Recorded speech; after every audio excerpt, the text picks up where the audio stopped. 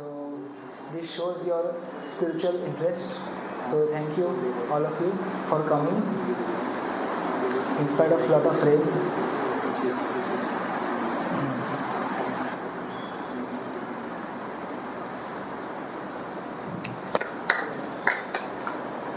Hare Krishna.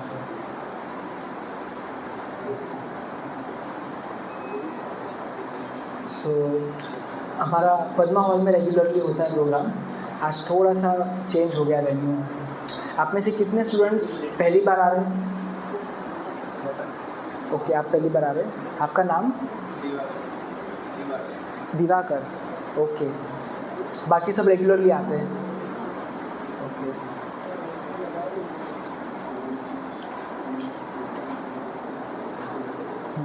How to convert work into worship.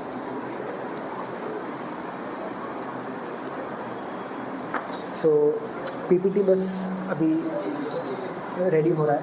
तब तक हम फिर क्या करेंगे, भगवद गीता का एक श्लोक डिस्कस करेंगे। ठीक है, आप लोग के पास मोबाइल में है वेदाबेस भगवद गीता 2.47। गीता का सबसे फेमस श्लोक है, आप सबने ये सुना होगा पहले भी।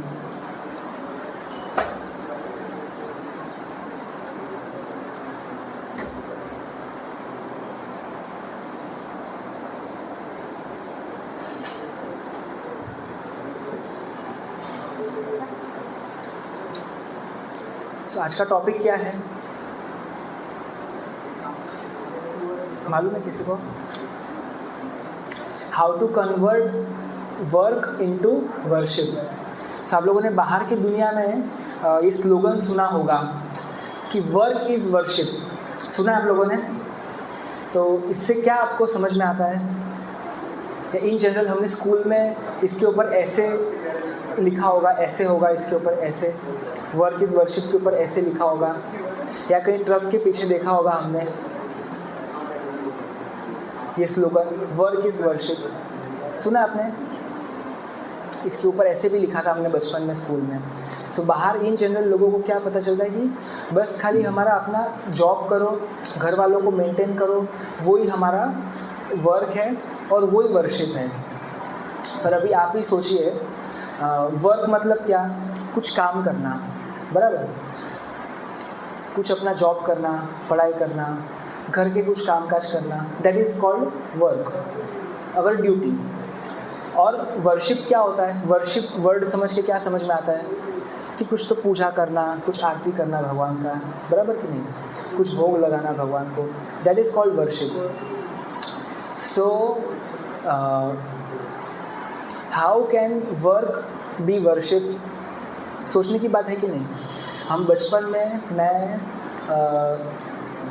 7th-8th स्टैंडर्ड में था, तभी हम लोग को ऐसे का टॉपिक मिला था। वर्क, दो ऑप्शन थे। एक का ऑप्शन था work is worship, is work worship, और एक दूसरा एक टॉपिक था। तो मैंने सोचा ये वाला इजी लग रहा है थोड़ा सा, तो ये टॉपिक चूज़ कर लिया, इज़ वर्क वर्शिप। और इसमें अपने मन से कुछ ना कुछ लिख के ऐड कर दिया था जो जितना मुझे मालूम था, थोड़ा बहुत स्पेकुलेट करके, कुछ भी बस पेज भरने के लिए एक फुल पेज भर के बड़े बड़े हैंड राइटिंग में थोड़ा स्पेस दे करके, ताकि टीचर को लगे कि अरे इसने बहुत कुछ लिखा है पर एक्चुअली तो इतना आता नहीं था, कुछ मालूम था नहीं, पर पेज भरने के लिए लिख दिया था पेज भर के बहुत कुछ। फिर बाद में जब अभी हम भक्ति में आए, भगवद गीता पढ़ा, तभी समझ में आया कि एक्चुअली वर्क क्या होता है, वर्शिप क्या होता है।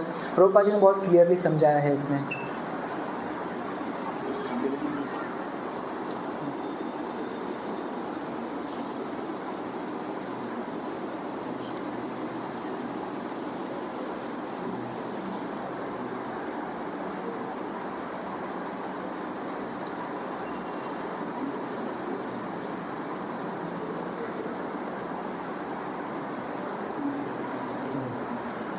सो अभी देखिए, ऑर्डिनरी व्यक्ति दिन में काम करते हैं, उसको वर्शिप मानते हैं। तो अभी क्या जॉब करते हैं? अभी कोई साधारण व्यक्ति का जीवन शैली देखिए। सुबह उठता है 5-6 बजे, और उठते ही रेडी होना है उसको, वॉशरूम जाना है, पत्नी को चिल्लाएगा, अरे सुनती हो मेरा ब्रेकफास्ट रेडी हुआ कि नहीं, तो ब्रेकफास्ट रेडी नहीं है। और बच्चे उधर परेशान कर रहे हैं, लेट हो रहा है ऑफिस के लिए, फिर समहाउ ब्रेकफास्ट करके कपड़े फटाफट पहन के अभी गाड़ी लेकर ऑफिस के लिए निकले। तो जैसे ही ऑफिस के लिए गए, रास्ते में ट्रैफिक, बारिश, धूप, तो उसमें परेशान, धुआं आ रहा है, एयर पोल्यूशन, बराबर। सो रास्ते में परेशान हो गए। फिर ऑफिस गए, ऑफिस में बॉस की किचकिच, कह रहे तुम लेट क्यों आए, ये टाइम है आने का, फिर ये काम पेंडिंग है, वो काम पेंडिंग है। तो ऑफिस में ये चल रहा है उसका। फिर शाम को थका हारा घर लौटेगा, वापस रास्ते में ट्रैफिक उसको मिलेगा, घर पे थका हारा आएगा, पत्नी को बोलेगा, अरे सुनती हो एक गिलास पानी लेके आओ मेरे लिए एक गिलास। तो वो भी अपने काम में बिज़ी है। और बच्चे आ गए, पापा मुझे ये दो, वो दो, ये दो। सो बच्चे परेशान कर रहे हैं। तो किसी का भी आप व्यक्ति का जीवन शैली देखेंगे तो पूरा क्या है, एकदम फुल ऑफ एंग्जाइटी है ना, बहुत स्ट्रेस है, बहुत एंग्जाइटी है जीवन में। तो ये वर्शिप है क्या, इसको आप वर्शिप मानेंगे, बराबर। सो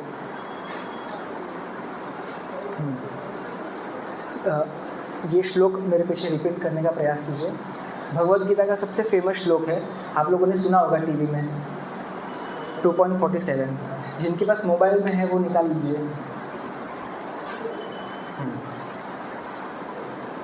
कर्मण्येवाधिकारस्ते मा फलेषु कदाचन मा कर्मफल हेतुर्भूः मा ते संगोऽस्त्य कर्मणि। तो इसका ट्रांसलेशन क्या है, अभी भगवान अर्जुन को इसमें बता रहे हैं कि you have a right to perform your prescribed duty. हमें हमारा कर्तव्य करने का अधिकार है। कर्मण्येवाधिकारस्ते, बाहर लोग कहते हैं ना अपना कर्म करो, just believe on your work, कर्म करो खाली। तो वो गीता के अनुसार बोलते हैं कर्मण्येवाधिकारस्ते, पर उनको आगे का मीनिंग मालूम नहीं है। उसके आगे भी भगवान कुछ बोलते हैं, क्या कहते हैं, मा फलेषु कदाचन, पर जो रिजल्ट है उस पर आपका अधिकार नहीं है, वो रिजल्ट मुझे दे दो। पर बाहर रिजल्ट खुद ही एंजॉय करते हैं, खाली इतना स्लोगन पकड़ लेते हैं, कर्मण्येवाधिकारस्ते। गीता में भगवान ने बोला है कर्म करो, कर्म ही सब कुछ है, और वो पकड़ के फिर वर्क इज वर्शिप करते हैं।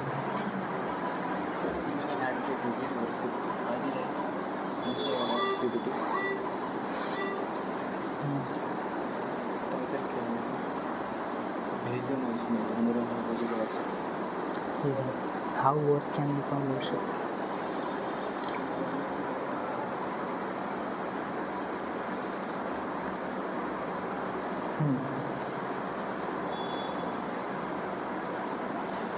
सो आज हम इसमें 6 टिप्स देखने वाले हैं, कैसे हम हमारे वर्क को वर्शिप में एक्चुअली कन्वर्ट कर सकते हैं।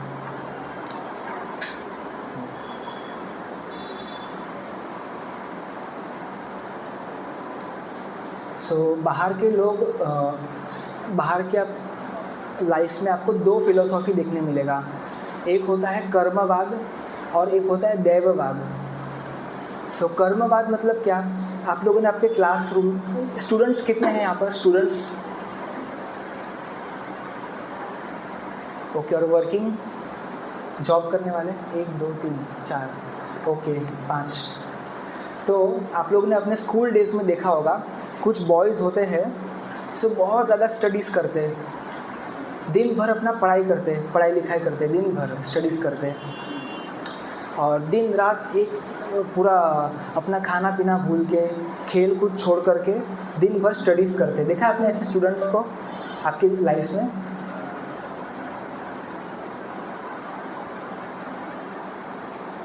देखा आपने ऐसे स्टूडेंट्स को जो बहुत पढ़ाई करते हैं, है ना, दिन रात मेहनत करके पढ़ाई करेंगे। तो वो जो स्टूडेंट्स हैं वो अपने कर्म के ऊपर विश्वास करते हैं कि बस खाली जैसा मैं पढ़ाई करूँगा वैसा मुझे रिज़ल्ट आएगा, तो इसलिए मुझे अभी बहुत मेहनत करने दो, बहुत पढ़ाई करने दो ताकि मुझे अच्छा रिज़ल्ट आ जाए। तो वो होता है कर्मवाद, जो they just believe in their actions. So जैसा मैं एक्शन करूँगा वैसा ही रिज़ल्ट आएगा, ऐसा उनका मानना है। ठीक है, कर्मवाद हो गया। और दूसरा हो गया दैववाद। दैववाद मतलब क्या, कुछ ऐसे बॉयज़ आपने देखे होंगे जो पढ़ाई लिखाई नहीं करेंगे, दिन भर टीवी देखेंगे, कार्टून देखेंगे, खेल कूद करेंगे, मस्ती करेंगे दोस्तों के साथ, मोबाइल पे टाइम पास करेंगे।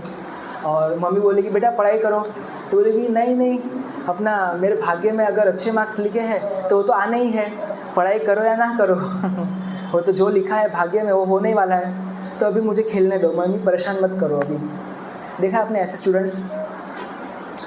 तो वो हो गया दैववाद। दैववाद मतलब कि वो लोग अपने कर्मों के ऊपर विश्वास नहीं करते, अपना डेस्टिनी के ऊपर विश्वास करते कि जो होगा सो मेरे भाग्य के हिसाब से ही होगा।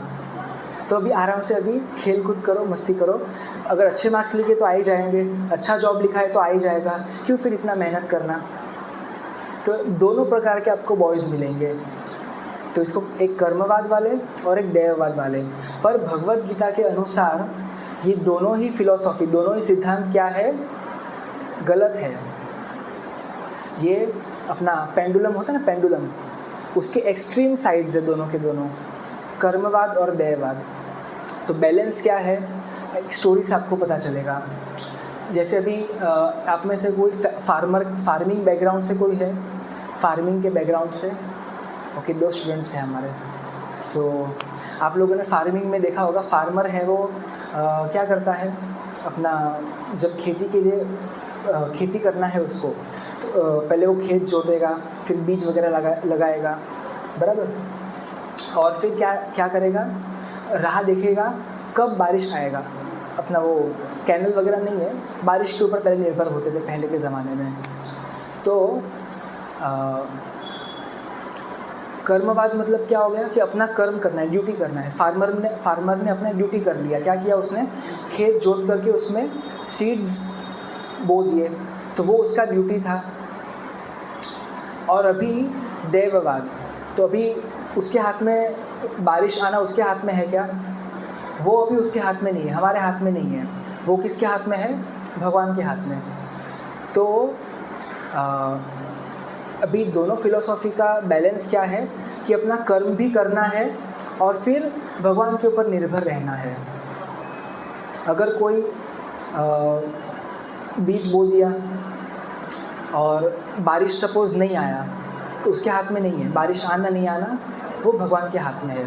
तो इसलिए हमें हमारा ड्यूटी करना है, बीज बोने का काम हमें करना है। ओके, सो पीपीटी आ गया है, सो इसमें से हम डिस्कस करेंगे। तो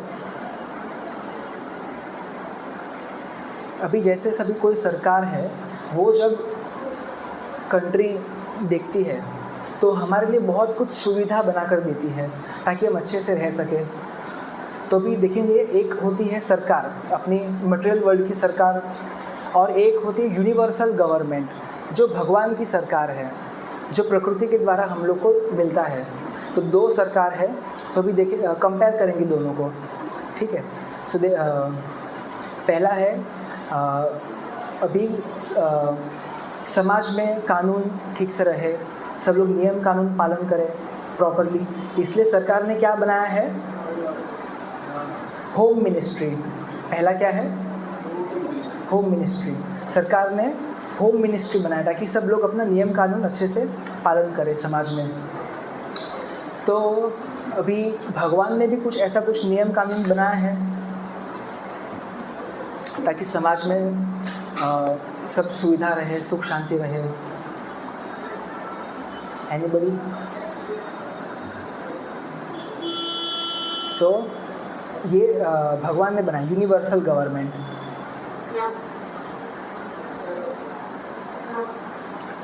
ये भगवान ने नियम बनाया है। अगर कोई इलिसिट सेक्स करेगा तो उसको क्या होगा, एड्स हो जाएगा। कोई स्मोकिंग करेगा उसको क्या होगा, कैंसर। कोई ड्रिंकिंग करेगा उसको क्या होगा, टोबैको, तंबाकू। ब्रोंकिटिस। तो ये लॉ ऑफ कर्मा भगवान ने बनाया है ताकि समाज में क्या है, प्रॉपरली लॉ एंड ऑर्डर बना रहे, सब सुख शांति बना रहे समाज में, ह्यूमन सिविलाइजेशन से एनिमल सिविलाइजेशन ना बने, इसलिए भगवान ने ये नियम कानून बनाया है। ठीक है। अभी दूसरा, हम लोग बीमार पड़ते हैं तो इसलिए हॉस्पिटल्स बनाती है सरकार, है ना, डिजीज़ मेडिसिन वगैरह है हमारे पास। तो यूनिवर्सल गवर्नमेंट में भगवान के द्वारा कुछ है क्या इसके लिए, डिजीज़ के लिए, जो भगवान ने हमें दिया है डिजीज़ से बचने के लिए?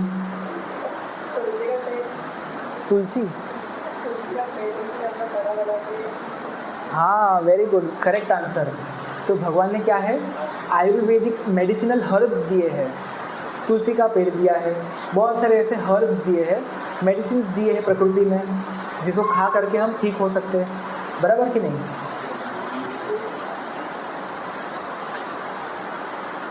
और अभी है industrial and domestic water needs. पानी हम लोग को म्यूनसिपाल्टी सप्लाई करती है, हम लोग पानी का बिल भरते हैं ना सब लोग। तो भगवान पानी का अरेंजमेंट कैसे करते हैं? बारिश के द्वारा, है ना। सो वाटर साइकिल हम सब लोगों ने स्कूल में पढ़ा था, वाटर साइकिल होता है, वो ओशन का सॉल्टी वाटर इवोपरेट होता है, फिर बादल बनते हैं, फिर पानी बारिश के रूप में आता है, पोर्टेबल वाटर जो हम पी सकते हैं।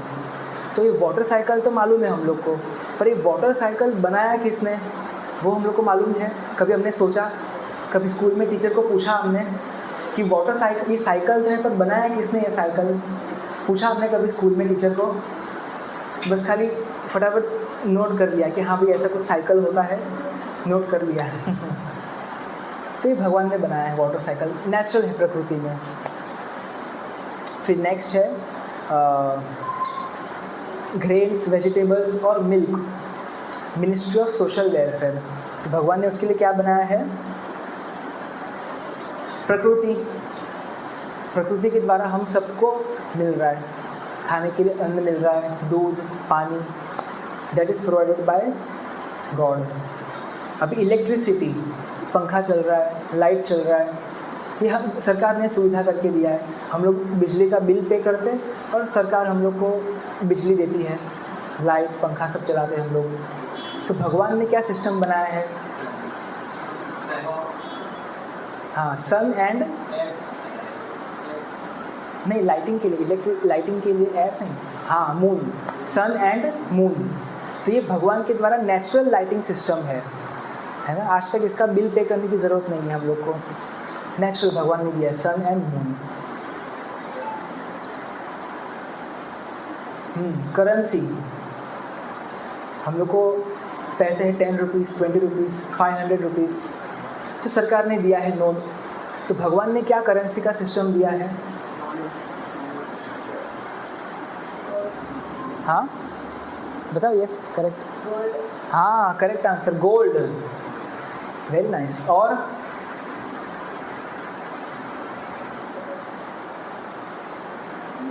क्या है नेचुरल हमारे पास? वेल्थ, हाँ minerals, okay, diamond, pearls, rubies. तो ये सब क्या है? ये भगवान का दिया हुआ नेचुरल वेल्थ है, नवरत्न, है ना। अभी हेल्थ मिनिस्ट्री, हमारे हेल्थ के लिए WHO, वर्ल्ड हेल्थ ऑर्गेनाइजेशन बनाया है। तो भगवान के द्वारा क्या है?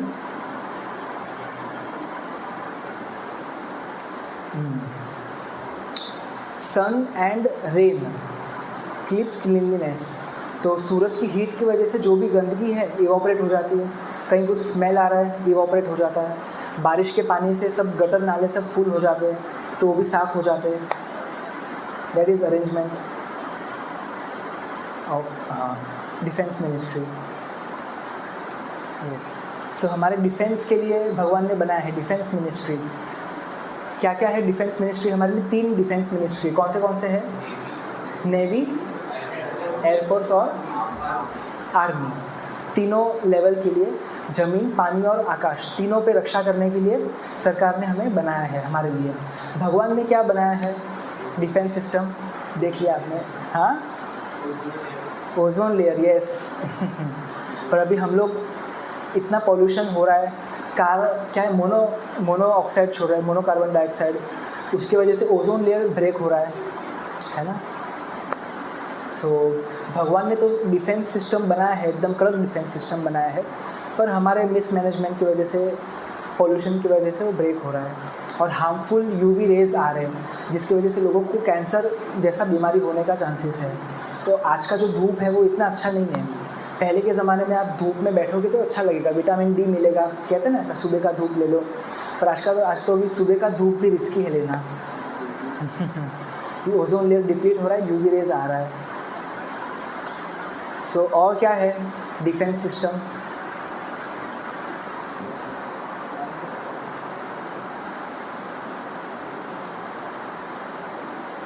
हमारे बॉडी के अंदर अभी किसी को बारिश की वजह से कुछ सर्दी हो गया, बुखार हो गया, हाँ, हमारा immunity system.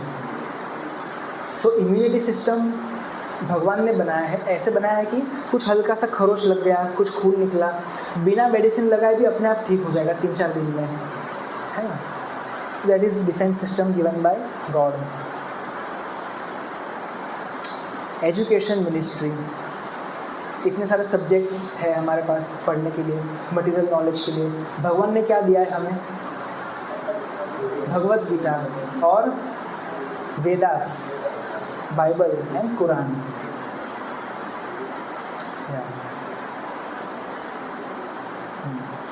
Okay, yes. So अभी ये कंपैरिजन हमने किया, ठीक है। तो इस कंपैरिजन से हमें क्या सीखने मिलता है? Can anybody tell? ये कंपैरिजन करके आपको क्या सीखने मिल रहा है? इससे क्या आपको जानने को मिला? Means what can you conclude by doing this comparison? हाँ, ये जो आ रहा है ना यूनिवर्सल तौर पे, ये तो भारत में पहले से चली आ रही है, भारत की सभ्यता संस्कृति में। लेकिन जो गवर्नमेंट ऑफ मेनी कंट्री है, वेस्टर्न कल्चर का सिविलाइजेशन है जो इंडिया में भी अभी चल रहा है। Okay, nice. Any other devotee? और आपको ये कंपैरिजन करके क्या सीखने मिल रहा है? क्या आपको आइडिया आया?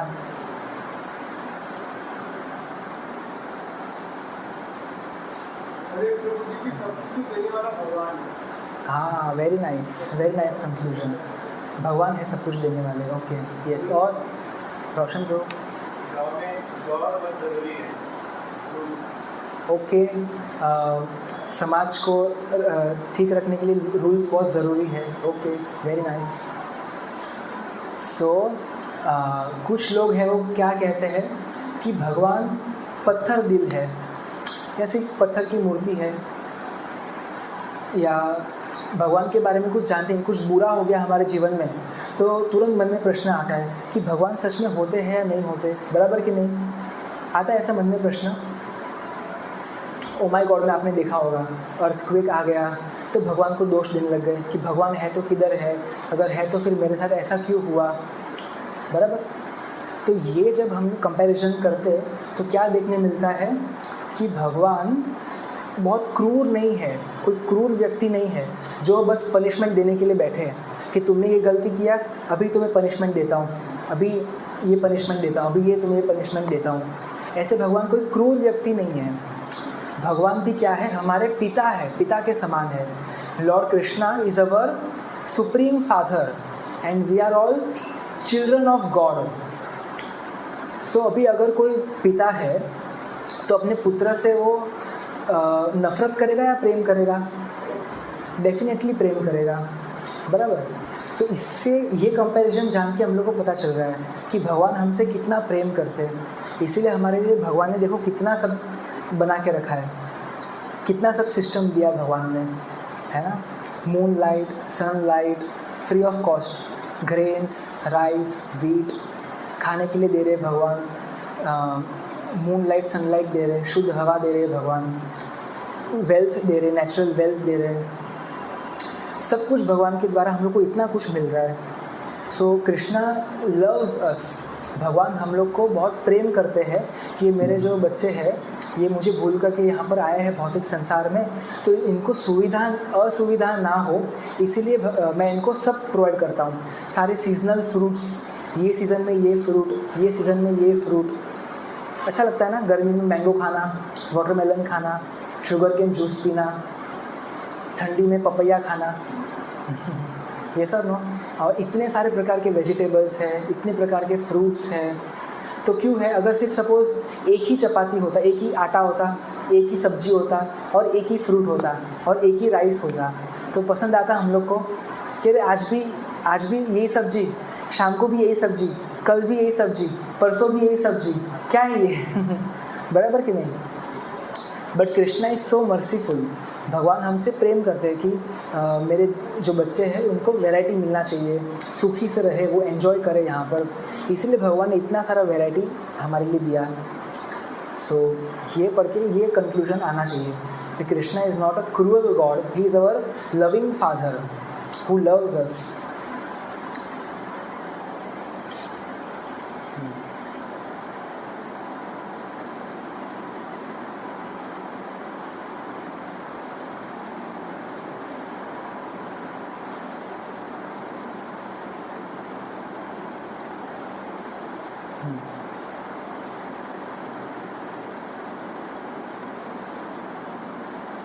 ठीक है। सो अभी पहला लेसन हम देखेंगे, 6 टिप्स हम चर्चा करने वाले। तो उसमें से ये पहला टिप है, ये पहला लेसन है कि कैसे हम हमारे कर्म को पूजा बना सकते हैं एक्चुअल में। सो पहला क्या है, कर्मण्यवाधिकारस्ते, कि आपको कर्म करने का अधिकार है। You have a right to perform your duty, prescribe duty, but you are not entitled to the fruits of action.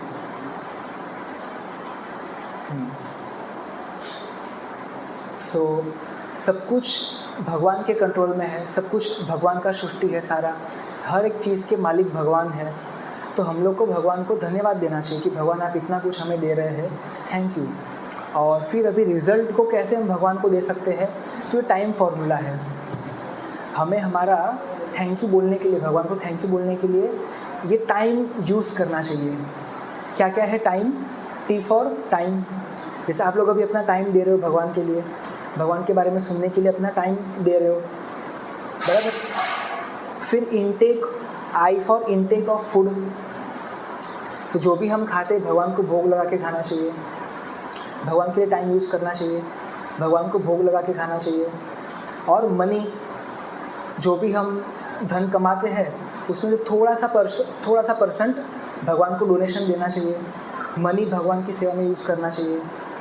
और एनर्जी, तो ये सेटअप आपके सामने यहाँ पर कुछ सेटअप किया है यहाँ पर, फिर आपको अभी प्रसाद सर्विंग करेंगे लेक्चर के बाद। तो हमारे कुछ वॉलंटियर्स हैं, सीनियर्स आपके, तो वो सब अभी क्या कर रहे हैं, अपना एनर्जी भी दे रहे हैं भगवान के सेवा में। तो इस प्रकार से टाइम हम लोग को भगवान की सेवा में यूज़ करना चाहिए। तो ये पहला लेसन हो गया।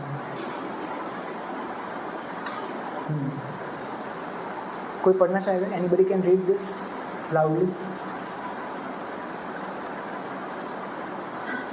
हाँ पढ़िए। No one can manufacture anything.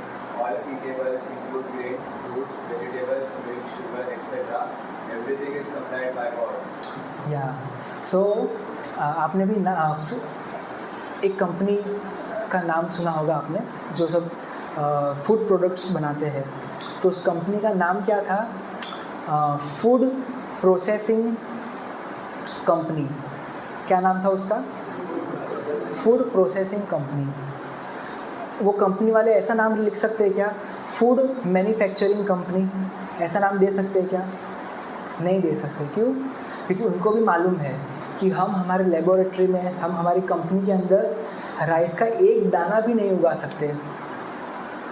बड़ी बड़ी मशीन बना सकते हैं, हम केमिकल्स बना सकते हैं, पर राइस का एक दाना भी मैन्युफैक्चर नहीं कर सकते, या एक भी सीड मैन्युफैक्चर हम नहीं कर सकते। इसलिए उन्होंने नाम क्या दिया है? Food processing company. वो सिर्फ फूड प्रकृति से लेकर के उसको प्रोसेस कर सकते हैं, पर मैन्युफैक्चर नहीं कर सकते। मैन्युफैक्चर कौन करेगा? भगवान। तो अभी लोगों को एक कनेक्शन देख नहीं पाते कि मुझे जो अपना प्लेट मिल रहा है खाने को, तो भगवान कैसे दे रहे हैं मुझे, ये कनेक्शन आज लोग देख नहीं पा रहे समाज में, इसलिए इतना अज्ञानता है, इसलिए भगवान को भोग भी नहीं लगाते। तो ये हम देखेंगे। सो भगवान क्या करते हैं, उनके ऑथोराइज्ड एजेंट्स है, डेमी गॉड्स। जो देवता कौन है, वो कौन है, भगवान के ऑथोराइज्ड एजेंट्स है जो ये सब चलाते हैं। सूरज, आकाश, वायु, सन गॉड है, मून गॉड है, वायु के देव है। तो वो सारे डेमी गॉड्स हैं जो पूरे क्रिएशन, पूरे मेंटेनेंस को देखते हैं, पूरा यूनिवर्सल मैनेजमेंट को देखते हैं। भगवान के ऑथोराइज्ड एजेंट्स हैं वो। तो उनके द्वारा प्रकृति चलती है पूरी, भगवान के सुपरविजन में प्रकृति चलती है। तो तब जाके फिर ये सब उगता है, फ्रूट्स, वेजिटेबल्स, ग्रेन्स, भगवान के सुपरविजन में सब चलता है, तब जाके हम लोग को ये मिलता है। कोई भी कंपनी वाले मैन्युफैक्चर नहीं कर सकते।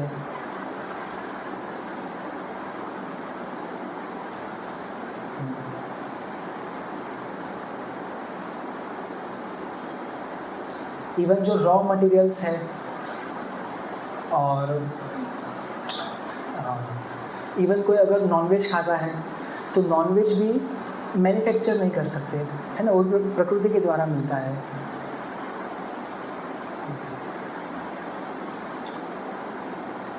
अभी second lesson, never consider yourself the cause of the result of your activities.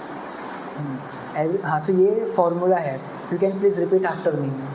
Do your best and leave the rest upon Krishna. God कौन है, कृष्णा। प्रभुपाद जी ने जब इस्कॉन संस्था का स्थापित किया, इस्कॉन संस्था बनाया, तो इस्कॉन का फुल फॉर्म किसी को मालूम है? Anybody knows full form of ISKCON? हाँ बताइए। हाँ, international society for Krishna consciousness. तो जब प्रभुपाद जी फुल फॉर्म दे रहे थे तो किसी व्यक्ति ने बोला कि आप कृष्णा क्यों लिख रहे हो, कृष्णा को कौन जानता है इधर फॉरेन कंट्री में, आप गॉड लिखिए ताकि फॉरेनर लोग भी समझ पाएंगे, international society for God consciousness. तो प्रभुपाद जी ने मना कर दिया, नहीं, गॉड कौन है, कृष्णा है, तो ये लोग जानेंगे, इसलिए नाम क्या दूंगा मैं, international society for Krishna consciousness. तो ये राधेश्याम प्रभु जी ने स्लोगन बनाया था, डू योर बेस्ट, मतलब हमें हमारा पूरा कर्तव्य, पूरा बेस्ट देना है, 100% देना है, पर रिजल्ट से आसक्त नहीं होना है। रिजल्ट भगवान के ऊपर छोड़ दो। जैसे अभी सपोज़ एक क्लास में टीचर ने सपोज़ टेस्ट लिया 50 मार्क्स का, कुछ 30-40 स्टूडेंट्स बैठे हैं क्लास में और 50 मार्क्स का टेस्ट लिया टीचर ने। अभी रिज़ल्ट का टाइम आया तो सभी बच्चों को क्या सेम मार्क्स आते हैं? किसी को 20 आया, किसी को 30 आया, किसी को 35 आ गया, किसी को आउट ऑफ आ गया। कब आज तक कभी ऐसा देखा आपने कि सभी को इक्वल मार्क्स मिले क्लास में?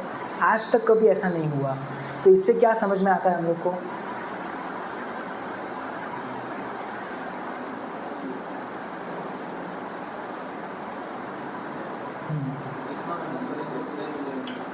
ओके, जितना मेहनत करेंगे उतना ही मिलेगा। ओके, और मेहनत जितनी भी करो, फल जो ऊपर से जो भगवान देते हैं वो ऊपर एक्सेप्ट करके आगे बढ़ना चाहिए। ओके,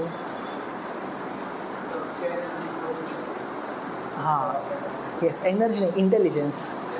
या तो इससे पता चलता है कि सबका जो इंटेलिजेंस है, बुद्धि है, सोचने का, समझने का, या मेमोरी है, ग्रास्पिंग पावर है, वो सब क्या है, अलग अलग है। अभी मैंने भी पढ़ाई किया पर मुझे याद नहीं आया, या फिर मैं इतना ही ठीक से कर पाया, इसलिए मुझे 30 मार्क्स ही मिला। इसने भी पढ़ाई किया पर इसका मेमोरी अच्छा है, इंटेलिजेंस अच्छा है, अच्छे मार्क्स आ गए। तो हम लोग को जो इंटेलिजेंस है वो इस जन्म में अपने पिछले जन्म के कर्मों के हिसाब से मिलता है। पिछले जन्म में मैंने कुछ कर्म किए होंगे ऐसे, तो उस हिसाब से मेरा जो शरीर है, गोरा शरीर है या काला शरीर है, या हाइट किसी का ऐसा है, किसी का फेस कट ऐसा है, कोई बहुत धनवान है, कोई बहुत गरीब है, किसी का हेल्थ बहुत अच्छा है, किसी का हेल्थ पहले से एकदम लूला लंगड़ा है तो वो किसी को कम धन प्राप्त होगा, ज़्यादा धन प्राप्त होगा। तो ये सारा पिछले जन्म के कर्मों के हिसाब से पहले से ही निर्धारित होता है, दैट इज़ प्री डिस्टाइंड। तो इस जन्म में चाहे कोई कितना भी मेहनत कर ले, है ना, कि दिन रात वो बैठकर पढ़ाई भी क्यों ना कर ले, पर अगर उसके कर्मों में नहीं है तो फिर उसको 100% रिजल्ट नहीं आएगा, चाहे कितना भी मेहनत कर ले। अगर कोई टाटा अंबानी बिरला जैसा मेहनत करे, दिन रात 24 घंटा पूरा दिन रात एक करके मेहनत करे, फिर भी उनके जितना धन कमा सकता है क्या? पॉसिबल नहीं है ना। So that is pre destined, हमारे पिछले जन्म के कर्मों के हिसाब से वो निर्धारित है। तो इसलिए क्या भगवान बता रहे हैं इसमें भगवद गीता में कि डू योर बेस्ट, आप अपना 100% दो, उसमें कमी मत रखो कि 60% दिया, 70% दिया, नहीं, जितना आपका कैपेसिटी है, क्षमता है, उतना पूरा 100% आप अपना दे दो। पर अभी रिज़ल्ट से आसक्त मत हो कि मैंने अभी इतना पढ़ाई किया था, इतना अच्छा इंटरव्यू दिया था, तो मेरा 100 मार्क्स आना चाहिए था, या इस कंपनी में जॉब लगना ही चाहिए था। So don't be attached to the result. वो क्या करना है, leave the rest upon Krishna, ठीक है। तो मेहनत करना हमारे हाथ में है, पर रिज़ल्ट हमारे हाथ में नहीं है, दैट इज़ प्री डिस्टाइंड। सो कुछ बॉयज़ होते हैं वो स्टडीज़ को लेकर इतना ज़्यादा सीरियस हो जाते हैं कि फिर अपना मंदिर आना छोड़ देते हैं, माला करना छोड़ देते हैं। क्यों? बहुत मेहनत करना है, बहुत पढ़ाई करना है, बहुत जॉब करना है, बहुत इंटरव्यू देना है, तो ये फिर इसके लिए टाइम नहीं देंगे, मंदिर आना बंद कर देंगे, क्योंकि उनको मालूम ही नहीं है कि अरे मैं चाहे कितना भी मेहनत कर लूँ, रिज़ल्ट मेरे हाथ में नहीं है। फिर वो इतना मेहनत करने के चक्कर में मैं अपना भक्ति क्यों दाव पे लगा दूँ? ये थोड़ा सा भी कॉमन सेंस नहीं होता है डिवोटीज़ को, नए डिवोटीज़ को। इसलिए ये फ़िलॉसफी हम लोग को पूरा क्लियर होना चाहिए कि चाहे स्टडीज़ करना है, जॉब लगना है, तो जितना मेरे डेस्टिनी में लिखा है वो उसके हिसाब से मिलने ही वाला है। तो उसके चक्कर में मैं अपना मंदिर आना, माला करना, ये सब क्यों सेक्रीफाइस कर दूँ, ये क्यों दाव पे लगा दूँ? ये बुद्धिमान डिवोटी को सोचना चाहिए इस प्रकार से, ठीक है।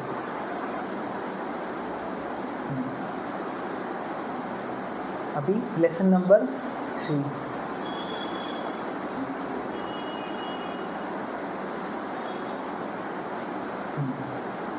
Work with knowledge of goal of life. So इस प्रकार से कार्य करना चाहिए कि हमारे जीवन का अल्टीमेट लक्ष्य क्या है वो मालूम होना चाहिए। अभी बाहर के लोगों का कुछ लक्ष्य है क्या? कुछ भी लक्ष्य नहीं है, बस इतना ही है कि बस खाओ पियो और ऐश करो, eat drink and B Mary, बस उतना ही फिलॉसफी है।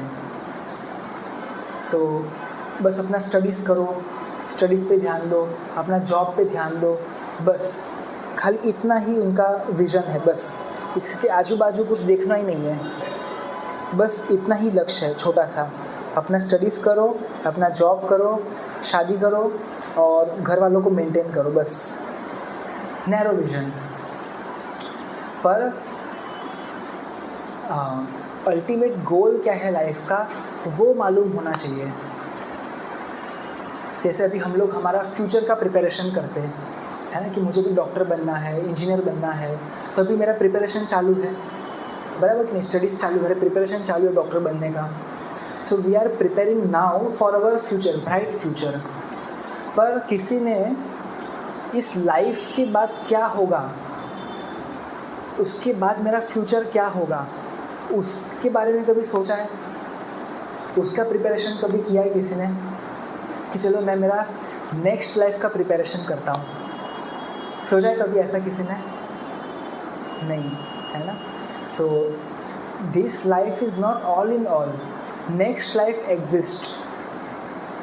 ये जो 50-60 साल का जो जीवन है, 80 साल का जो जीवन है, that is not all in all, next life exist, next life भी होता है। सो उसका preparation we are doing now कि ये शरीर छोड़ने के बाद जो आत्मा, मैं जो आत्मा हूँ, वो किस शरीर में जाएगा।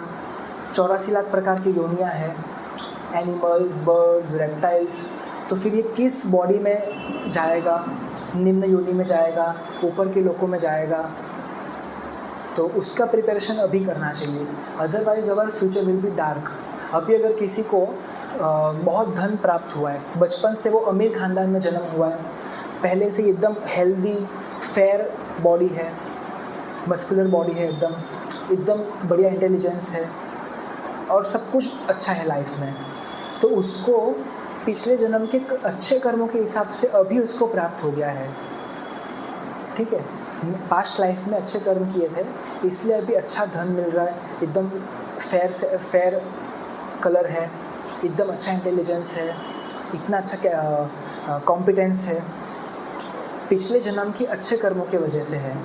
पर अभी अगर ये सब प्राप्त होने के बाद अगर मैंने उसका मिसयूज़ कर दिया, धन का मिसयूज़ कर दिया, हेल्दी बॉडी का मिसयूज़ कर दिया, then our next life will be in darkness. हमारा आने वाला जो भविष्य है वो एकदम खराब होगा। So we should be careful very much.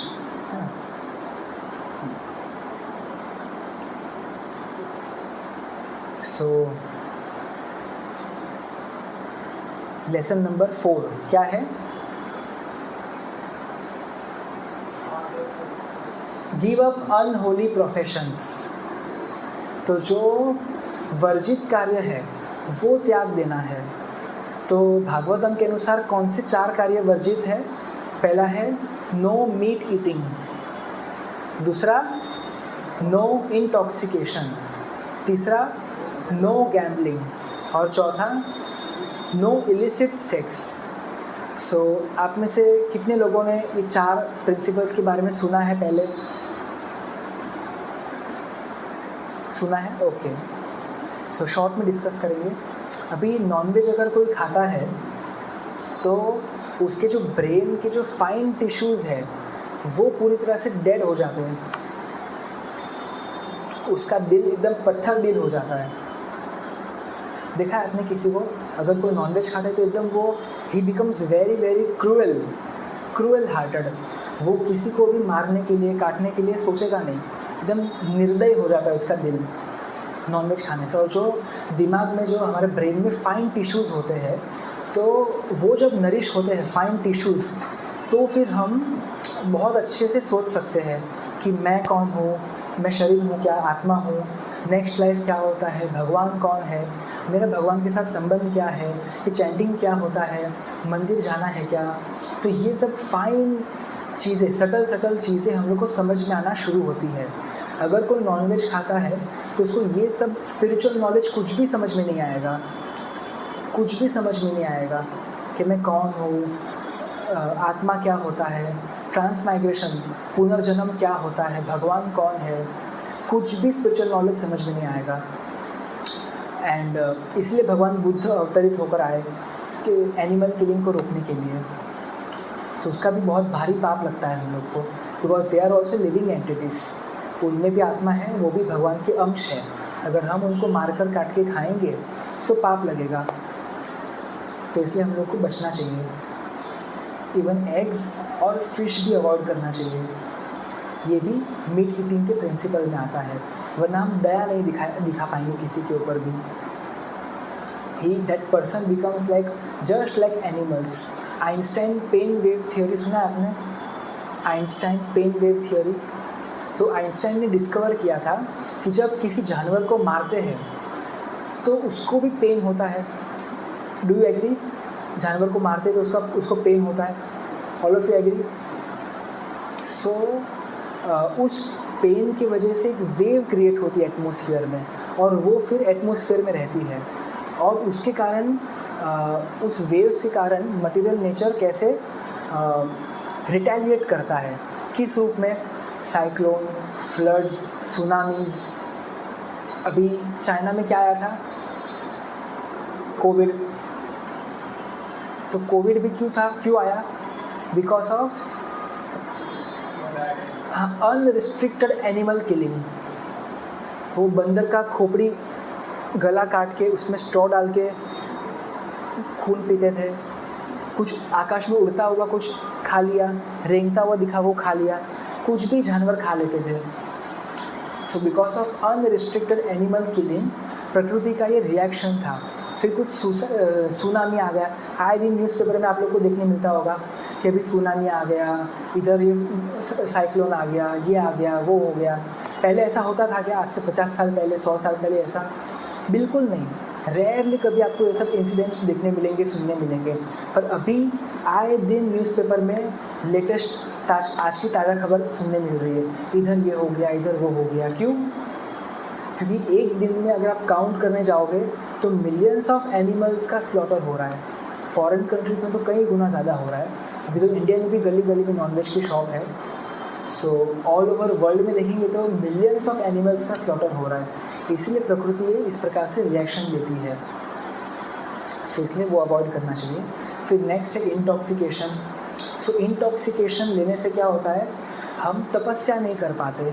सुबह जल्दी उठना, भगवान का चैंटिंग करना, माला जप करना, है ना, या फिर कॉन्सेंट्रेट करके स्टडीज़ करना, अपना होश खो बैठते, फिर कुछ भी नहीं कर पाएंगे. तो इसलिए इंटॉक्सिकेशन नहीं करना चाहिए. नेक्स्ट है गैम्बलिंग. तो गैम्बलिंग करने से क्या होगा, पूरा हमारे नेचर से 180 डिग्री ऑपोजिट है ये. अभी जुआ खेलना है, सट्टा खेलना है, आपको झूठ बोलना पड़ेगा. तो ट्रूथफुलनेस का जो प्रिंसिपल है वो ब्रेक हो जाएगा. इसलिए गैम्बलिंग नहीं करना चाहिए. और लास्ट है इलिसिट सेक्स. तो इलिसिट सेक्स मतलब क्या,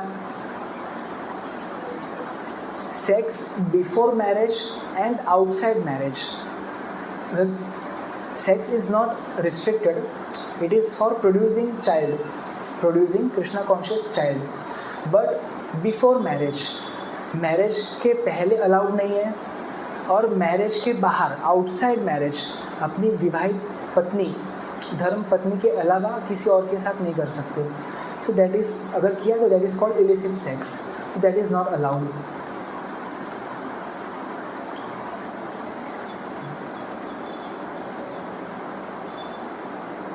और पांचवा प्रिंसिपल क्या है, chanting Hare Krishna. How do we remember Krishna? By chanting his holy name.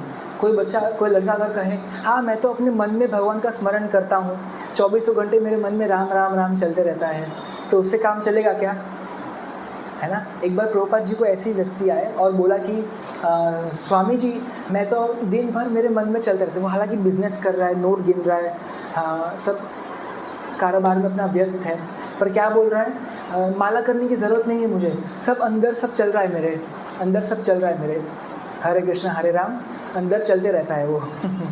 तो चैंटिंग करने की ज़रूरत नहीं है. तो प्रभुपाद जी ने फिर कुछ नहीं बोला उसको, बोला ठीक है, ओके, नो प्रॉब्लम. फिर बाद में क्या हुआ, सेशन हो गया, प्रश्न उत्तर हो गए, फिर प्रसादम का टाइम आया.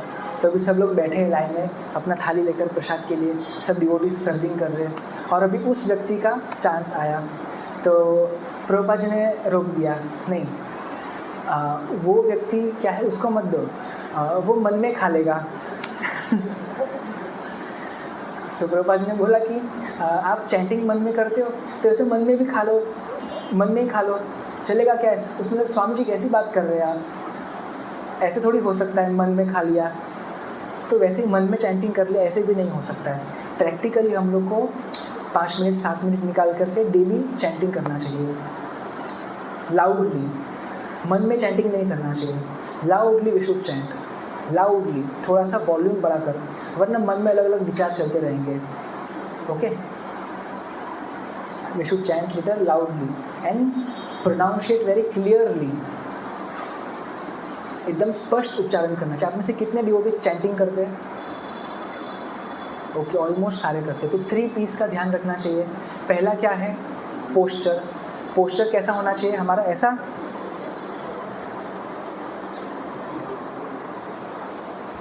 नींद आ जाएगा फिर तो. इसलिए पोस्चर कैसा होना चाहिए, एकदम स्ट्रेट, एकदम इरेक्ट. और जितना कमर सीधा रखेंगे उतना बैक प्रॉब्लम नहीं होगा, और जितना ऐसे बैठेंगे उतना फिर जल्द ही बूढ़े हो जाएंगे, कमर दुखना चालू हो जाएगा. इसलिए कमर एकदम सीधा रखना चाहिए, फिर बैक प्रॉब्लम नहीं होगा आपको. और एकदम अलर्ट, कॉन्सेंट्रेट, अटेंटिव होना चाहिए. फिर प्रोनाउंसिएशन, पोस्चर, फिर नेक्स्ट क्या है, प्रोनाउंसिएशन। तो प्रोनाउंसिएशन कैसा होना चाहिए, एकदम स्पष्ट, हरे कृष्ण कृष्ण कृष्ण हरे हरे, हरे राम राम राम हरे हरे। हर एक शब्द को क्लियरली प्रोनाउंशिएट करना चाहिए, है ना, और लाउडली, ताकि हमें सुनाई दे। और लास्ट क्या है, प्रेयर्स, प्रेयरफुल मूड में चैंटिंग करना चाहिए। तो ये 3 पीस का ध्यान रखना चाहिए जब हम चैंटिंग करते हैं। तब पहला क्या था, पोस्चर, दूसरा प्रोनाउंसिएशन, और तीसरा प्रेयर्स। मंत्र, मंत्र मतलब क्या, जो हमारे मन को तार दे उसको कहते हैं मंत्र। तो ये हरे कृष्णा महामंत्र है। तो ये जब हम करते हैं, चैंटिंग करते हैं, तो हम स्लीपी जोन से बाहर आ जाते हैं। उसके ऊपर ड्राउजी जोन है, एकदम नींद वाला स्टेज, ड्राउजी फील होना। सो ये तमोगुण के स्टेजेस है सारे, नींद आना, है ना, या फिर एक्टिव और हाइपर एक्टिव जोन, एकदम माइंड एकदम एक्टिव, एकदम पैशनेट है, एकदम ये करना है, वो करना है, ये करना है, ये करना है। तो जब हम चैंटिंग करते हैं तो हमारा मन एकदम पीसफुल हो जाता है, एकदम काम, कूल एंड कलेक्टेड। उसको क्या बोलते हैं, relaxed alert zone. So mind becomes very very peaceful. इसलिए आप लोगों ने अनुभव किया होगा, जब आप मंदिर में आते हो, कीर्तन सुनते हो, तो मन को एकदम शांति मिलता है। किसका किसका अनुभव है ये, कि मंदिर में आप कीर्तन अटेंड करते हो, मंदिर में आते ही मन को शांति मिलता है ना, क्योंकि मंदिर का वातावरण ही ऐसा है ना। सो बहुत सारे लोगों ने अपना अनुभव शेयर किया है चैंटिंग करने का, बड़े बड़े लोग चैंटिंग करते हैं, सो उनका अनुभव है ये। और लास्ट टिप क्या है कि अपने सारे टैलेंट्स, प्रोफेशंस, जो भी आपको अपने पिछले जन्मों के कर्मों के हिसाब से मिला है, उसको भगवान की सेवा में यूज़ करना है। That is 6th tip.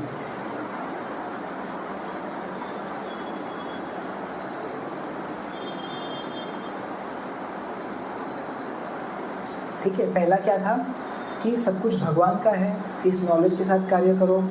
फिर do your best, leave the rest, work with knowledge of goal of life, जीवन का लक्ष्य मालूम होना चाहिए। सिर्फ खाओ पियो ऐश करो, ये लक्ष्य नहीं है मेरे जीवन का।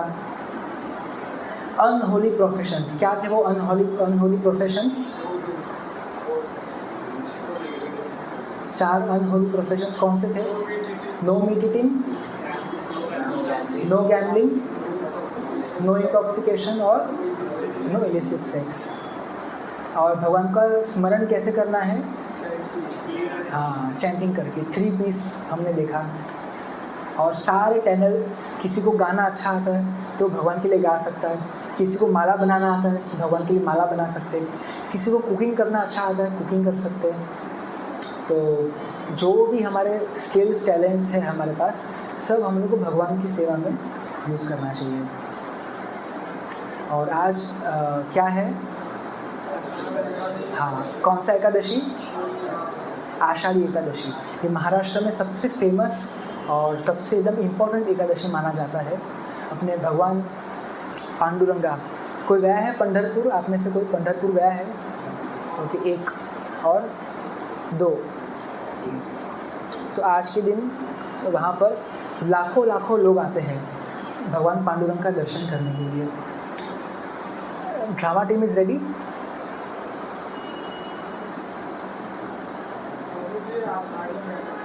हाँ,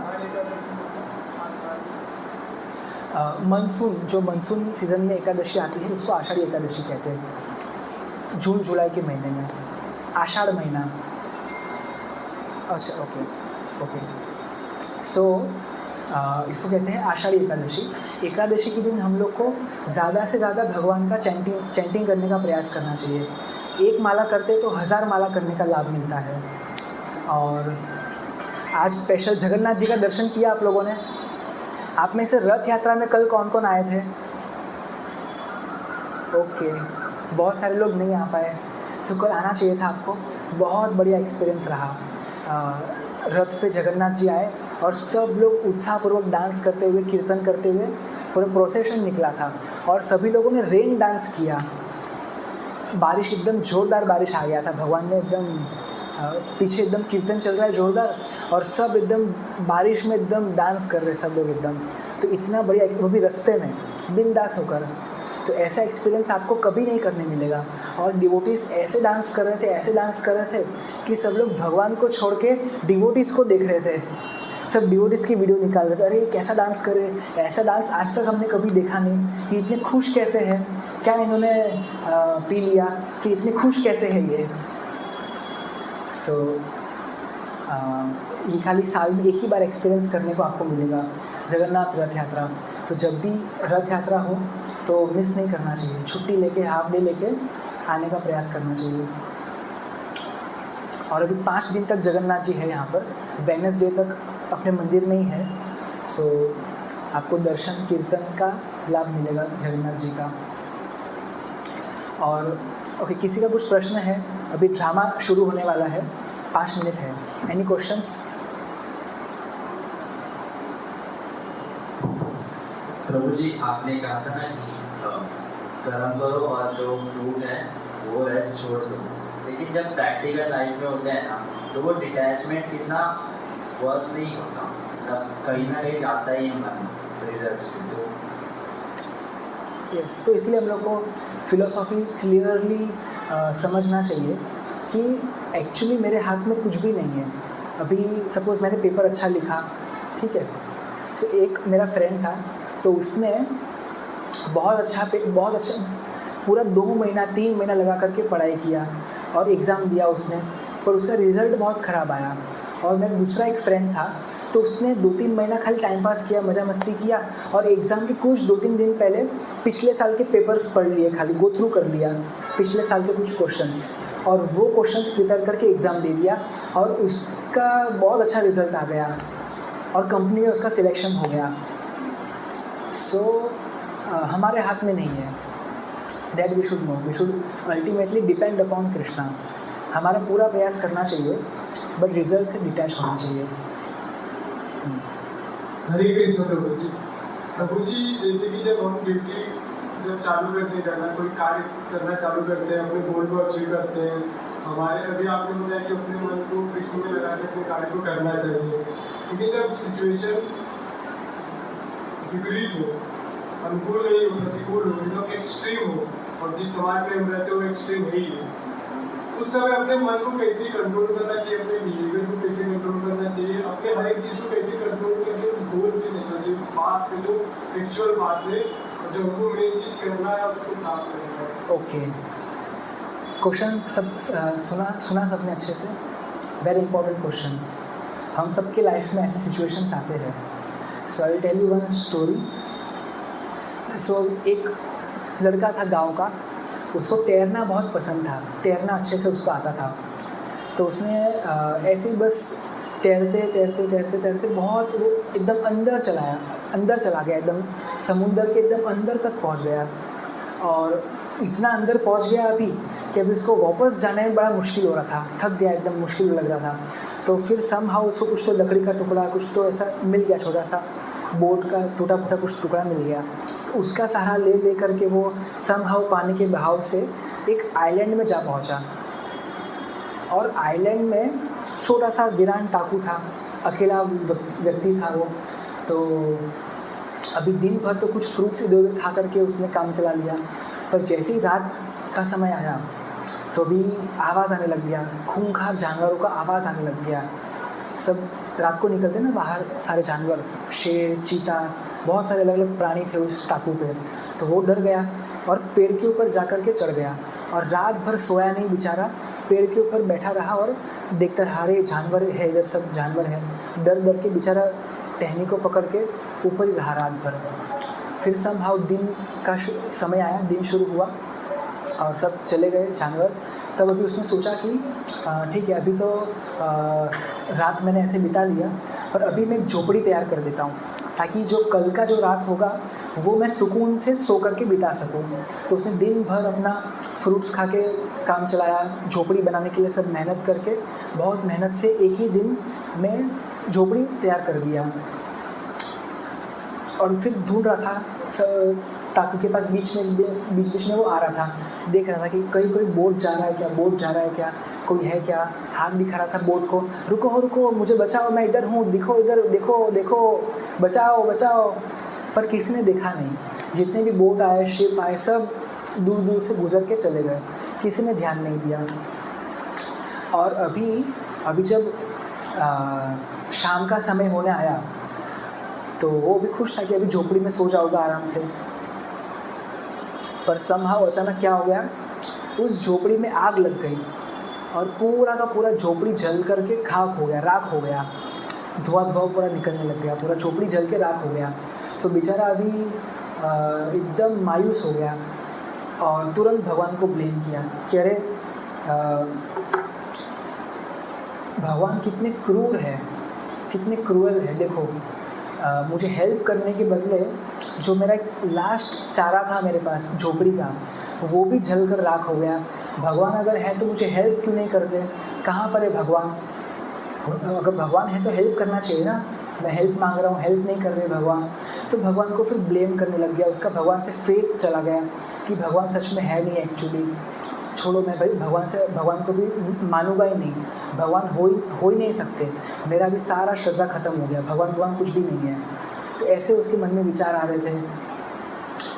तो फिर अचानक क्या हो गया, एक शिप आ गया और बोला कि अरे आपको हमने दूर से देखा, आपको हम बचाने के लिए आए हैं। तो बहुत खुश हो गया, अरे आपको कैसे मालूम पड़ा कि मैं यहाँ पर हूँ?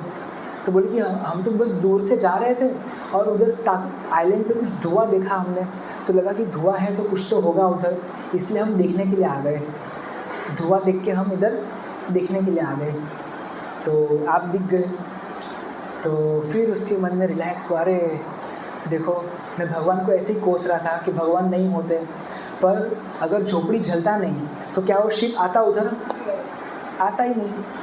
तो अल्टीमेटली जो होता है अच्छे के लिए ही होता है हमारे लिए। सो डिवोटीज़ के लिए ये सिद्धांत जानना बहुत ज़रूरी है। क्या? Krishna is my well wisher, Krishna loves मी। तो जब तक ये सिद्धांत हम लोग को क्लियर नहीं होगा, मालूम नहीं होगा, तब तक हम भक्ति करते हुए भी हमारा नास्तिकवाद रहेगा कि भगवान सच में है क्या। या जब भी अगर सपोज अच्छा रिजल्ट नहीं आया या इंटरव्यू नहीं लगा, कुछ लाइफ में ठीक सिचुएशन नहीं हुआ, कुछ एक्सीडेंट हो गया, तो इमीडिएटली फिर डाउट आएगा कि भगवान है क्या? इतना मैंने माला किया, इतना मैंने भक्ति किया, इतना मैंने सेवा किया, ऐसा सिला दिया तूने मेरे प्यार का। सो ऐसे फिर मन में डाउट आएगा कि नहीं है ना, अभी माला नहीं करूँगा, मंदिर आज से कभी नहीं जाऊँगा। इसलिए हम लोगों को सिद्धांत क्लियर होना चाहिए कि कृष्णा लव्स मी, भगवान मुझसे प्रेम करते हैं। सो जो भी सिचुएशन भगवान देंगे मेरी लाइफ में, मेरे भले के लिए है। अभी मुझे समझ में नहीं आ रहा है, बाद में समझ में आ जाएगा।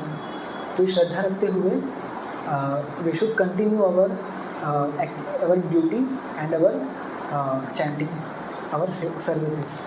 भक्ति कभी छोड़ना नहीं चाहिए, क्योंकि अगर सपोज़ मेरे कर्मों में अच्छा जॉब नहीं लिखा है, या 20-30 हज़ार रुपये का जॉब लिखा हुआ है मेरे कर्मों के हिसाब से, पर अगर मैं अभी डिवोटी बन गया तो क्या हो गया, कर्माणि निर्दहति किंतु च भक्ति भाजा। अभी मेरे जो भी कर्म थे वो सब चेंज हो गए। अभी भगवान के कंट्रोल में, डिवोटी के लाइफ में जो भी होता है भगवान के कंट्रोल में होता है, वो पिछले जन्म के कर्मों के हिसाब से नहीं होता है वो। तो अगर मेरे कर्मों में 20,000 का जॉब लिखा है, पर अगर भगवान की कृपा हो तो 40,000 का भी मिल सकता है। पर अगर वो सपोज डिवोटी नहीं है तो फिर उसको कर्मों के हिसाब से 20,000 का ही मिलेगा। पर अगर वो डिवोटी बन जाता है, माला करता है, सेवा करता है, मंदिर आता है, then Krishna can do anything in his life. भगवान पूरा कुंडली को चेंज कर सकते हैं। कुछ अनहोनी घटना लिखी थी मेरे जीवन में, पर भगवान उसको चेंज कर सकते हैं, because Krishna is supreme controller. भगवान के कंट्रोल में सारा प्रकृति चलता है।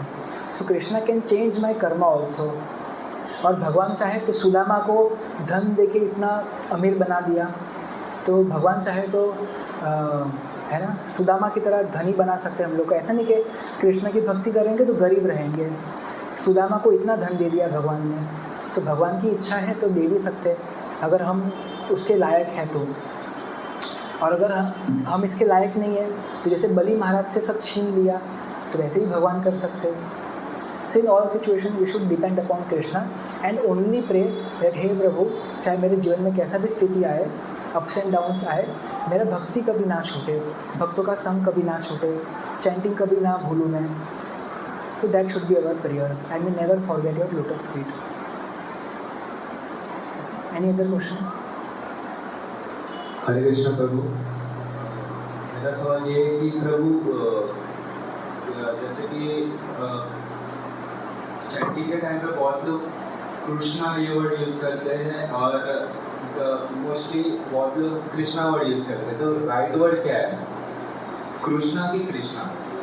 कृष्णा, कृष्णा मतलब द्रौपदी। कृष्णा किसका नाम है? द्रौपदी का। और भगवान का नाम कृष्ण है, कृष्ण। सो हम लोग को कृष्णा नहीं बोलना चाहिए, क्या बोलना चाहिए? कृष्ण, हरे कृष्ण। पर समहाउ कृष्णा निकल जाता है, क्योंकि हम चैंटिंग कर हरे कृष्णा तो कृष्णा आ ही जाता है।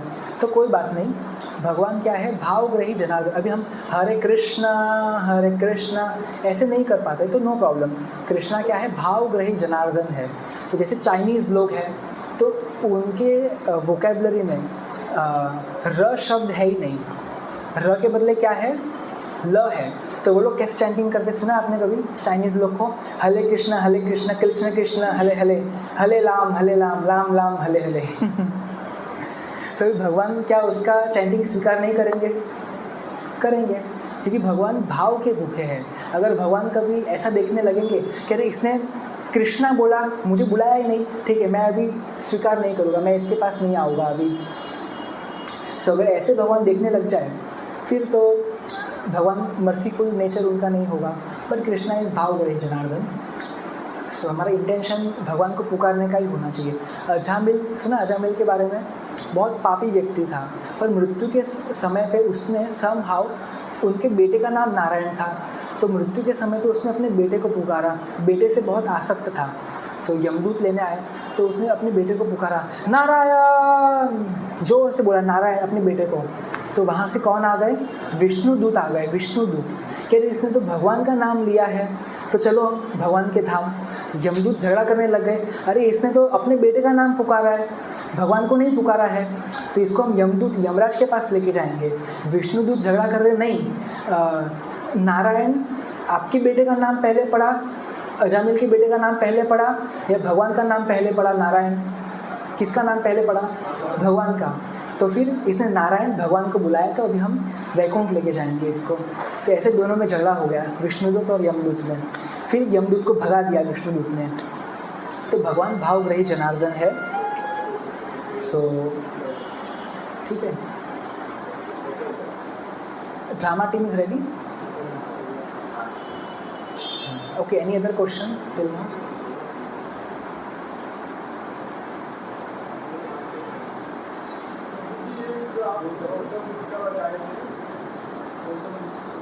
हाँ हाँ, ये विशेष बात है, उसकी बात है कि भगवान को भी बचने वो लोग गौतम बुद्ध के जो मानने वाले थे, निर्विशेष बात है कि शुक्रवार वही है। हाँ, सो बुद्धिस्ट, उसको बुद्धिस्ट कहते हैं, वो अभी मायावादी है एक्चुअली। और प्रभु जी ये बात बोले कि जो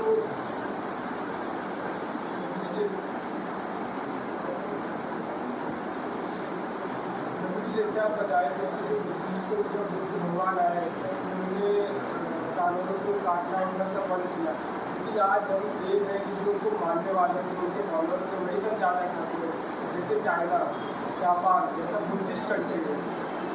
Yes, yes. स्प्रेड हो रहा है। तो ये जो एक्चुअल जो बुद्ध है और उनको जो मानने वाले हैं, ये बहुत ज़्यादा अंतर है। यस, तो बुद्धिज़्म के बारे में क्या है कि और ये क्या हिंदू धर्म में क्या बुद्धिज़्म को मानता है कि दशावतार में ये सही है? हाँ, दशावतार है, भगवान के 10 अलग अलग अवतार प्रकट हुए थे। सो बुद्धिस्ट में क्या है, जब अगर काफ़ी हाँ ठीक है, मैं समझ गया। अभी इसका आंसर देने दो। ऐसा है तो खुद को नहीं मानना चाहिए, अगर ऐसा है तो। हाँ बताता हूँ, मैं बताता हूँ आंसर आपको। सो कुछ समय पहले, कुछ 100 साल, कुछ 500-1000 साल पहले बहुत ज़्यादा एनिमल किलिंग हो रहा था। लोग क्या करते थे, वेदों का आधार लेके एनिमल किलिंग करना चालू कर दिया था उन्होंने, कि शास्त्रों में लिखा है जानवर को खा सकते हैं मार के। तो कोट करते थे कि भाई देखो शास्त्रों में है तो हम खाएंगे मार के। तो ऐसे करके बहुत ज़्यादा एनिमल किलिंग बढ़ गया समाज में, वो भी शास्त्रों के आधार पे, वेदों के हिसाब से।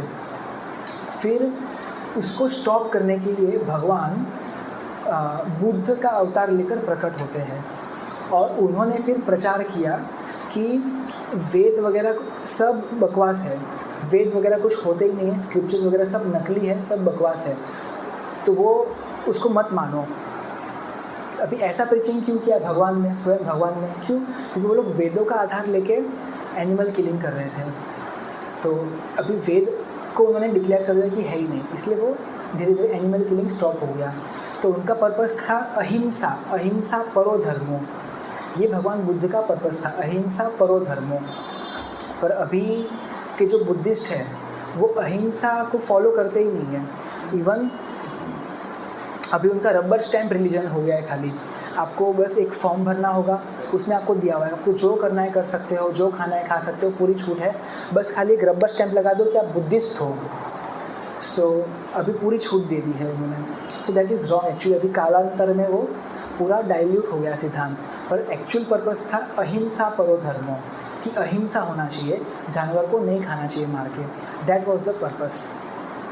सो अभी जो बुद्धिस्ट है वो प्रॉपर बुद्धिस्ट नहीं है, जो क्रिश्चियंस है वो प्रॉपर क्रिश्चियंस नहीं है, क्योंकि उनमें भी कमांडमेंट था दो शैल नॉट किल, तो वो भी आजकल फॉलो नहीं करते। सारे बुद्धिस्ट और क्रिश्चियंस ही एनिमल स्लॉटर हाउस मेंटेन करके खा रहे हैं। सो सिर्फ नाम के लिए रिलीजन हो गया है।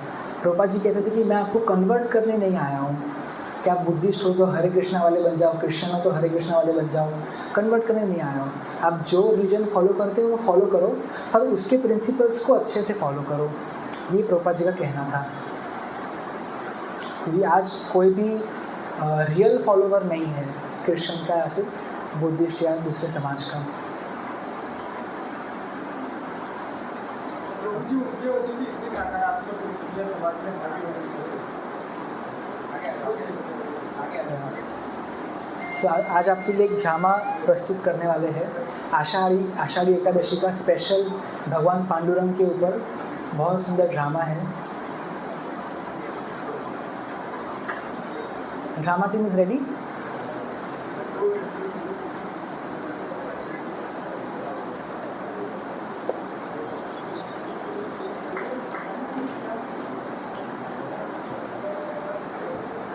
Okay, any other question?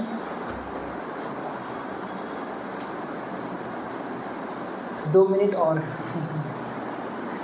Drama start होने में और 2 मिनट है।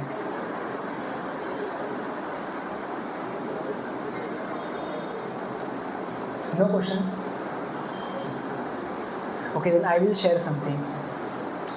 तो एक परिवार में पिताजी थे, बेटा था और उसकी मम्मी थी। छोटा सा परिवार था। अभी ये बेटा बड़ा हो गया, स्कूलिंग उसका हो गया, और अभी कॉलेज के लिए उसको पिताजी चाहते थे कि इसको विदेश भेजना चाहिए और पढ़ाना चाहिए। तो पिताजी ने उसको फिर विदेश भेज दिया। वहीं पर उसने अपना पढ़ाई कंप्लीट किया और वहीं पर जॉब करना शुरू कर दिया। पिताजी को मालूम पड़ा कि ये मेरा बेटा अभी जॉब करना चालू कर दिया, और वहाँ पर $5 महीने में कितना कमाता है? $5। ठीक है। तो पिताजी ने उसको फ़ोन करके बोला कि बेटा तुम $5 कमाते हो तो एक काम करो, $4 मुझे दे दो और तुम्हारे पास सिर्फ $1 रखो। ठीक है। पिताजी ने उनको पहले कहा था कि अपना जॉब, अपना स्टडीज़ करके वापस आ जाना तुम इंडिया, कुछ साल बाद वापस इंडिया में आ जाना। तो पर बेटा ने बोला ठीक है पिताजी, मैं कुछ समय के बाद आ जाऊँगा।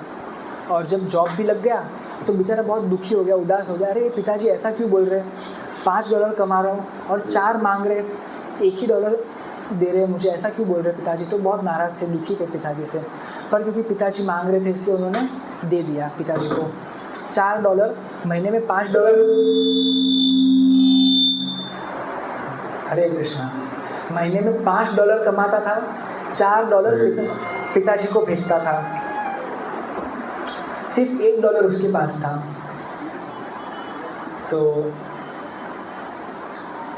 फिर ऐसे 2 साल हो गए, 3 साल हो गए, 4 साल हो गए। अभी पिताजी ने बोला कि बस बेटा बहुत कमा लिया, बहुत जॉब कर लिया, अभी इंडिया वापस आ जाओ, इधर सेटल हो जाओ, अभी मैरिज कर लो यहाँ पर। तो बेटे ने बोला ठीक है, आ जाता हूँ वापस। तभी वो आ गया इंडिया, और नाराज़गी था अभी भी मन में कि पिताजी ऐसा कैसे कर सकते मेरे साथ, $4 सब ले लिया, मेरे पास सिर्फ $1 दिया, ऐसे कैसे कर सकते पिताजी। पर जैसे ही इंडिया गया और पिताजी का पाँव छुआ, आशीर्वाद लिया, तो पिताजी ने हाथ में चेक थमा दिया। तो उसने 3-4 साल में जितने पैसे भेजे थे, हर महीने के $4 ऐसे करके जितने डॉलर जमा हुए थे वो पूरा चेक के रूप में उसको दे दिया। तो बहुत आश्चर्यचकित हो गया कि अरे पिताजी ने एक भी रुपया, एक भी कुछ पैसा यूज़ नहीं किया, सारा का सारा मुझे रिटर्न दे दिया, ऐसा क्यों किया। फिर पिताजी बोले कि देखो बेटा, अगर मैं तुम्हारे पास से $4 लेता नहीं तो तुम वहाँ पर बिगड़ जाते, अपना पैसे का मिसयूज़ करते, ड्रंकर्ड बन जाते, वुमन हंटर बन जाते और अय्याशी करने लगते। तो मैं ये नहीं चाहता था कि तुम पैसे बर्बाद करो, इसलिए मैंने क्या किया, $4 मंगा लिया और अभी आपको वापस दे दिया मैंने। सो लाइक दैट भगवान कृष्णा हमारे साथ, हमारे लाइफ में कभी कभी कुछ ऐसे सिचुएशंस हमारे साथ होते हैं। So Krishna is like loving father. जैसे ये पिताजी अपने बेटे को प्रेम करते थे, उस प्रकार से भगवान भी हमें प्रेम करते हैं। सो अभी लाइफ में होता है that we should see in that perspective that Krishna loves me. Okay, so now will start drama. Hare Krishna.